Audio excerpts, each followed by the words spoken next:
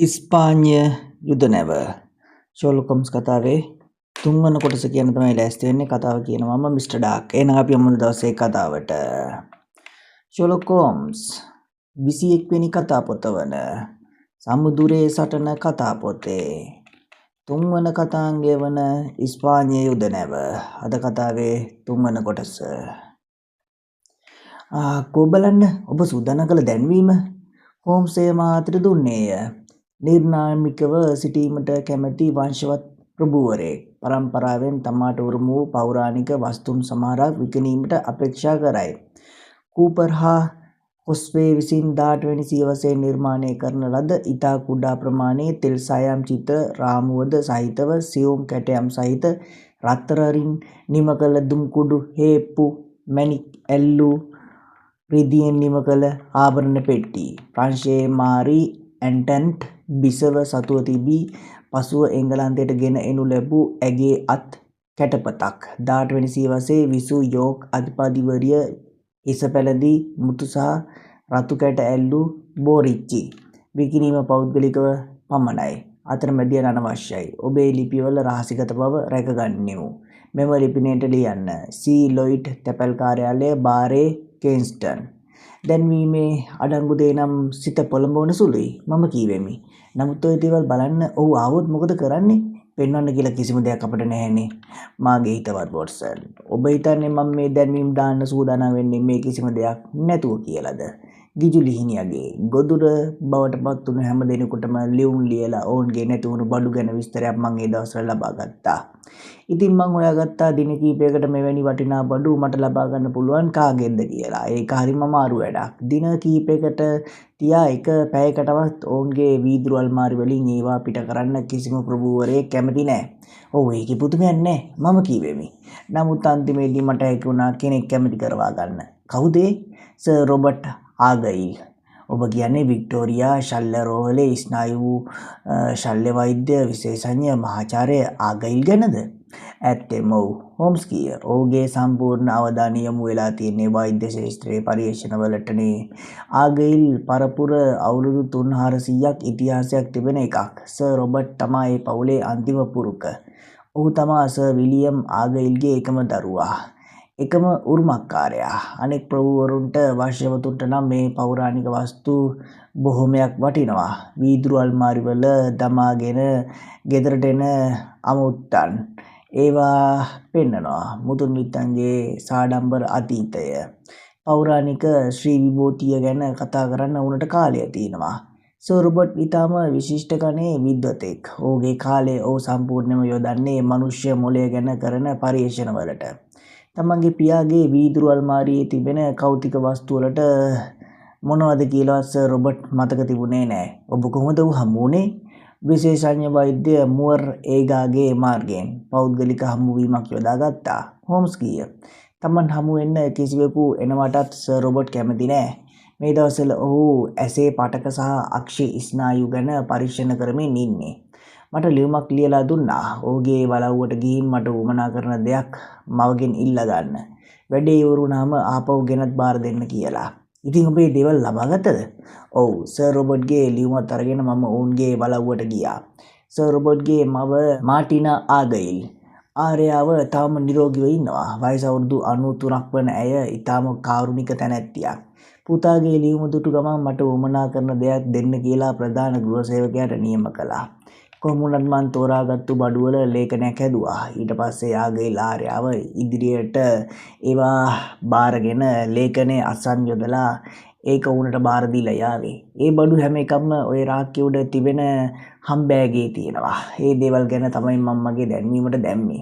හොඳයි. මේ ප්‍රශ්නේ විසඳුණා. ඊළඟට පියවර මොකද්ද? මාගේ හිතවත් වොට්සන්. ගිය සැරේ ජේම්ස් ඩයිසන්ට පුරාවස්තු පෙන්වන කටයුත්ත කළේ මම. නමුත් මේ සැරේ ගිජු ලිහිණියට මේ දේවල් පෙන්වන කටයුත්ත කරන්න වෙන්නේ ඔබට. දෙයියෝ සාක්ෂි මට කියවින. මං ওই දේවල් ගැන කිසි දෙයක් දන්නේ නැහැ නේ. ගිජු ලිහිණියා මගෙන් මොන ප්‍රශ්න ආවේද මන් දන්නෙත් නැහැ. ඒකට මගෙන් සතුටුදායක පිළිතුරු නොලැබුණොත් මේක වංචාව බව ඔහු දැනගනීවි. මේ බඩු පරීක්ෂා කරන්න ගිජු ලිහිණියාම ඒ විද නැත්තම් ඔහුගේ නියෝජිතයෙක් ඒවා විද කියන්න අපි දන්නේ නැහැ. හෝම්ස් කීය. කවුරු ආවත් ඔහුට කියන්න ඕන විස්තරය මං ඔබට උගන්වන්නම්. 3-4 වාරයක් කියවලා ඒක කටපාඩම් කරගත්තම ඒක ඔබට අමාරු වෙන්නේ නැහැ. අනික කිසිම දෙයක් අපි ඕට එවෙලෙම විකුණන්නේ නැහැනේ. ඒ දේවල් වලට ඔව් ගෙවන්න කැමති මුදල විමසලා එය සටහන් කර ගැනීමයි ඔබට කරන්න තියෙන්නේ. මතක තියාගන්න. ඔවුන් හොරු. කොයි මොහොතේ හෝ ඔබ අහක බලනතුරු ඉඳලා එකක් හංගා ගනීවි. දන්නේ නැහැ. යමක් නැති වුණොත් අපි ඒවා කොහෙන් අරගෙන දෙන්නද? ඒ හින්දා වැදගත්ම කරුණ ඒවා පරිස්සම් කර ගැනීමයි. මේ භාණ්ඩවල නියම අයිතිකාරයන්ගෙන් විමසලා ඔහු ඒ ගණනට කැමති නම් දෙවැනි වාරේ ආවම අමුත්තට පුළුවනි මුදල් ගෙව අරගෙන යන්න. ඔහුට අපි කියන්නේ එහෙමයි. ඔබට කරන්න තිබෙන රාජකාරිය. ඒ තරම් බැරෑරුම් එකක් කියා මං හිතන්නේ නෑ වොට්සන්. හෝම්ස් ඉතින් ඇයි ඔබ මේක බාරගන්නේ නැත්තේ? මේමයි වොට්සන්. මේ ගනුදෙනුව ගැන සාකච්ඡාව කෙරෙන්නේ හොටල් කාමරයක. ඒකට සම්බන්ධ තවත් කාමරයක ඉඳන් මං මේ කතාබහට කන් දෙනවා. ඊළඟට ඔහු පිට වී යද්දී ඔහු පිටුපසින් යනවා. ඒක හරි බැලෑරුම් කටයුත්තක්. මේ පුද්ගලයා ආපහු යන්නේ ගිජුලීනියාගේ ගෙදරට. එතනට ගිහින් ඔහුව අල්ලා ගන්න පෙර මම ඒව ස්ථානයට හඳුනාගත යුතුයි. ඔය දැන්වීමට පිළිතුරු වෙන අය ඕන තරම් ඉදීවි. මම කීවෙමි. ඔබ කොහොමද අපට ඕන කර මිනිහා අඳුනාගන්නේ? ඔබ දන්නවද ඔහුගේ අත්තගුරු? ඔහු කලකට පෙර වංශවතුන්ට යවූ ලියුම් කීපයක් මා ළඟ තියෙනවා. හෝම්ස් කීය. ඒත් ඒවා ඔහු කාට හරි කියා ලියූ ඒවද මේ සැරෙත් එහෙම දෙයක් කරාවිද මට කියන්න බෑ. නමුත් මට ලොකු විශ්වාසයක් තියෙනවා මේ පුද්ගලයා ඔහුගේ ලියුමෙන් මට හඳුනා ගන්න හැකි වේවි කියලා. තමන් සකස් කළ දැන්වීම හෝම්ස් පුවත්පත් කීපයක පළ කළේය. ඉන්පසු ඔහු කළේ දවසට දෙවරක් කේන්ස්ටන් තැපැල් කාර්යාලය වෙත ගොස් සී ලොයිඩ් තමට තිබූ ලිපි රැගෙන ඒමය. පිළිතුරු ලිපි රාශියක් ලැබිණි. ඒවා එකින් එක විවෘත කළ බැලූ මගේ මිත්‍රයා ඒවා ඉවතට විසි කළේය. ඒවා ගිජුලීනියාගෙන නොවන බව පවසමිනි. ඔහුට අවශ්‍ය ලිපිය දින ගණනාවක් ගත වුණත් නොලැබිණ. මේ අනුව ගැටලුව විසඳීමට වෙනත් ක්‍රමයක් යොදාගත යුතු බවට හෝම්ස් කීය. එම දැන්වීම් වෙනසක් පුවත්පත්වලින් යළිත් වරක් පළ කිරීමට මම යෝජනා කළෙමි. මෙවර දැන්වීම් වෙනස් පුවත්පත්වල පළ කරන ලදී. සතියක් පමණ ගත වුණතුරු ලිපි නොනවත්වාම ලැබිණි. ඒත් ඔහු බලාපොරොත්තු වූ ලිපිය ඒ අතර නොවීය. අන්තිමේදී දිනක් හෝම්ස් තැපැල් කාර්යාලයේ සිට ආපසු ආවේ ලිපි 2ක් පමණක් ඇතෙතු විය. ඉන් එකක් විවෘත කළ ඔහු සතුටින් කෑ ගැසීය. වොට්සන් ගිජුලීනියා අපේ ඇම කාලා. කෝ බලන්න ඒ ලිපිනයක් කෝ අසනක් නොවීය. ඔබ මෙන්ම මමද අනන්‍යතාවය හෙළි නොකර සිටීමට කැමති අයෙක්මි. දීර්ඝ කාලයක් තිස්සේ පෞරාණික දේවල් එකතු කරන පුද්ගලයෙකු නිසා ඔබ අලෙවි කරන දේ ගැන සොයා බැලීමට මගේ සිතේ දැඩි ආශාවක් ඇති විය. ඒ නිසා මෙම පෞරාණික දේවල් පරීක්ෂා කර බැලීමට හැකි ස්ථානයේ දිනය හා වේලාව පාසල් ලිපිනයට දන්වා එවන්න. ඊ ඩෑලි තැපැල් කාර්යාලය බාරේ හැමර්ස්මීත්. එය යතුරු ලියනය කර තිබිණි. ඔබට පෙනෙනවද වොට්සන්? ඔබ යොදන උපක්‍රම ඔහුත් යොදනවා. ඩෑලි කියන්නේ ඔහුගේ නියම නම නෙවෙයි. තැපැල් කාර්යාලයේ බාරේ ලියුම ගෙන්වා ගන්න එකෙන්ම සියල්ල පැහැදිලිනේ. කොහෙද අපි ඔහු හමු වෙන්නේ? මම ඇසිමි. අපි ඒකට යමු ගවර්නර් හෝටලයට. ඒකේ කාමර 3 සංකීර්ණයක් ගත්තම අපට පහසුයි. මම වහම ඔහුට ලියුමක් ලියන්නම්. ඒ අතරේ ඔබ අර කෞතික භාණ්ඩු ගැන තොරතුරු හොඳින් පාඩම් කරගන්න. ඒ විස්තර ටික මම ඔබට දුන්නා නේද? මීළඟ දින කිහිපයක්ම මා ගත කළේ කෞතික භාණ්ඩ පිළිබඳව මගේ මිත්‍රයා ලියා තිබූ තොරතුරු පාඩම් කරමිනි.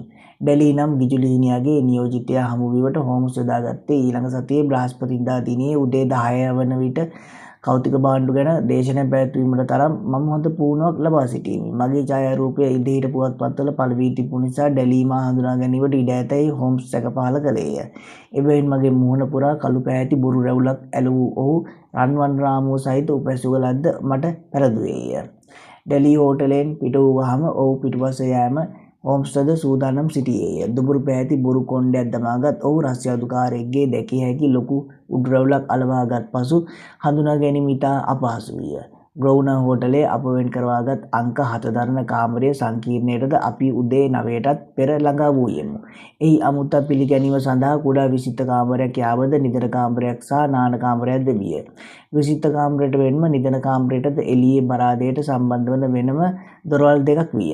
වොට්සන් ඩෑලි සමග ඔබ විසිත කාමරයේ ඉඳගෙන කරන සාකච්ඡාවේදී ටිකක් ශබ්ද නගා කතා කරන්න. හෝම්ස් කීය. ඒ මොකද ඔහු කියන හැම දෙයක්ම මං ඔදින් අසා ගන්න ඕනේ. ඔබේ කන්නැසීම හුඟක් අඩුයි කියා ඔහුට අඟවන්න. එතකොට ශබ්ද නගා කතා කිරීම ගැන සැක හිතෙන එකක් නැහැ. ඒක වුණත් ඔහුට කියන්න ඉඩ තියෙනවා නිදන කාමරේ පරීක්ෂා කරලා බලන්න ඕනේ කියලා. එතකොට අපේ සැලැස්ම අවුල් වෙනව නේද? මම ඇසෙවි. ඔබ කොහෙද හැංගෙන්නේ? ඒකට තැනක් හොයාගන්න බලමු. හෝම්ස් කිය. වොට්සන් මෙන්ම මේ කාරණයක් අමතක කරන්න එපා. මේ කෞතුක භාණ්ඩවලට ඔබ කියන මිල ගණන් ඉතාම ඉහළ ඒවා විය යුතුයි. ඔහු කීයක් ගෙව්වත් කිසිම බඩුවක් ඔහුට බෑගිය දමා ගන්න ඉඩ අරින්න එපා. ඒ විකිණීමට ආධිපතිවරයාගෙන් අවසර ගත යුතු බව කියන්න. බඩුවලට ඇහැ ගහගෙන හොඳ සෝදිසියෙන් කල්පනාවෙන් ඉන්න. ඔහු පිටත් වෙන සූදානම් වෙද්දී ඒක වටහඟවන්න. අමතක කරන්න එපා. හෝම්ස් කීවේ අවසන් වරටත් මා වෙත උපදෙස් ලබා දී වැදගත් කාරණා සීගන්වමුනි. ඉන්පසු ඔහු නිදන කාමරය වෙත ගියේය. හරියටම උදේ 10ට මා සිටි කාමරයේ දොරට තට්ටු කරන ශබ්දයක් ඇසිනි. "ඇතුළට එන්න" මම කීවෙමි. අමුත්තා දොර විවෘත කරගෙන කාමරයේ පිවිසීය. "සුබෝදෑසනක්" කියමිනි. මා දැකීමට බලාපොරොත්තු සිටියේ හොඳින් හැඳ බැලගත් නිර්භීත පෙනුමක් සහ ගැඹුරු කටහඬක් තිබූ හැඩි පුද්ගලයෙකි. ගිජුලීනියගේ පෙනුම එසේ විය යුතුයයි මම විශ්වාස කළෙමි. ඒත් කාමරයට ඇතුළු වූයේ තට්ට හිසක් තිබූ මිටි තරබාරු සුදු වැලි පෙනුමක් තිබූ පුද්ගලයෙකි. ඔහුගේ මුහුණ තතු කළු පැහැති ගොරෝසු රැවුලකින් වැසී තිබිණි. එය නම් මා පැළඳ සිටි ආකාරයෙන් බුරු රැවුලක් වීමට ඉඩ ඇතැයි මම අනුමාන කළෙමි. කාමරයට ඇතුළු වූවහම ඔහු මීගුලකින් එළියට ආ මීයකමෙන් කීප වාරයක්ම වටපිට බැලුවේය. එය හදිසියක් වුවොත් රිංගා ගැනීමට හෝ පැනදීමට තැනක් ඇතිදැයි මීයකු බලන විලසිනි. "ලොයිඩ් මහත්තයා, ඔබ ඉන්නේ තනියමද?" ඔහු ඇසුවේ රළු කටහඬිනි. ඇත්තෙන්ම මම අප්‍රමාදව පිළිතුරු දුන්නෙමි.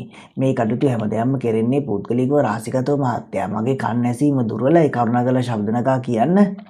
"එනම් මොකටද අර කාමරයක්, අර සම්බන්ධ කරන දොරක්?" බුද්ධිමතෙකු හෝම්ස්ට මෙවැනි ප්‍රශ්නයක් ගැන කල්තබා වැටහුණු හැටි. "මහත්තයා, ඒක තමයි මගේ නිතර කාමරය." මං උස්සනින් කීවෙමි. ඒ අල්ලපු කාමරයේ සිටි හෝම්ස්ට පැහැදිලිව ඇසෙන පරිදි. "මං පිටපළාතක කෙනෙක්. නවතැන් ගත්තේ මේ හෝටලේ. ඩැලි මහත්තයා, ඔබ කැමතිද ඒ කාමරය පරීක්ෂා කරලා බලන්න? ඒකට ඔබට සම්පූර්ණ නිදහස තියෙනවා. ඒ කාමරේ කිසිම කෙනෙකු නොමැති බව ඔබට පෙන්වා දෙන්න මං කැමතියි. මේ ගනුදෙනුව කෙරෙනවා නම් ඊට කලින් අපි දෙන්න අතර විශ්වාසයක් ගොඩනගා ගත යුතුයි. ඒක පළුදු කරගන්න මං කැමති නෑ." එසේ කී මම කාමර දෙක සම්බන්ධ කරන දොර සම්පූර්ණයෙන්ම විවෘත කරමි. නිදන කාමරය තුළට ගිය ඩැලි හොඳින් පාත් වී ඇඳ යට පරීක්ෂා කළේය. මීළඟට ජනෙල් පේලිය අසල වූ උස තිර රෙදි දෙපසට විවර කර බැලීය. හෝම්ස්ගෙන් ලකුණක්වත් නොවීය. ඇඳුම් අල්මාරිය විවෘත කළ බැලීමට උත්සාහ නොකොට අමුත්තා ආපසු හැරෙද්දී මට ලොකු සැනසුමක් දැනින. තමන් සැඟවී සිටි ඇඳුම් අල්මාරියේ තුල බැව් පසුව මගේ මිත්‍රයා කීය. "ඔබට පෙනෙනවා නේද? මේකේ කිසි කෙනෙක් හැංගිලා නැහැ." මා කිව්වේ ආපසු අප විසිත කාමරයට පැමිණ අසුන් ගනිද්දීය. අමුත්තාට හිඳ ගැනීම සඳහා සැප පහසු අසුනක් අපි කල් තබා සූදානම් කළෙමු. ඔහු එහි හිඳ ගනිද්දී නිදන කාමරයේ දොරට පිටුපා සිටින අයුරෙනි. ආපසු එද්දී මා ඒ දොර වැහුවේ අගුල නොවැටෙන පරිද්දෙනි. අප හිඳගෙන කතා බහ පටන් ගනිද්දී හෝම්ස් ශබ්ද නොනගෙනසේ අඟලක් හෝ දෙකක් දොර ඉදිරියට තල්ලු කර අයුරු මම දුටුවෙමි. "ඔබේ කාමරය පරීක්ෂා කර බැලීම මට සමා වෙන්න මහත්තයා." ඩැලි කීය.